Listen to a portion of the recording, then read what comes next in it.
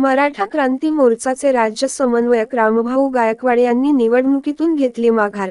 मनोज जरांगे पाटील आणि मराठा समाज बांधवांनी केलेल्या सूचनेनुसार घेतली निवडणुकीच्या रिंगणातून माघार। यमाच्या वेशात येऊन निवडणूक अर्ज दाखल केल्याने रामभाऊ गायकवाड आले होते चर्चेत। उमेदवारी अर्ज मागे घेतला असला तरी अद्याप कोणत्याही पक्षाला पाठिंबा देण्याचा निर्णय नाही। आमचे सगळ्यांचे नेते आदरणीय मनोज जरांगे पाटील साहेबांचा सकाळी फोन आला आणि आत्ताही फोन आला की आपल्याला कुठल्याही पक्षाला समर्थनही द्यायचं नाही आणि कुठल्याही पक्षाच्या बरोबरही जायचं नाही।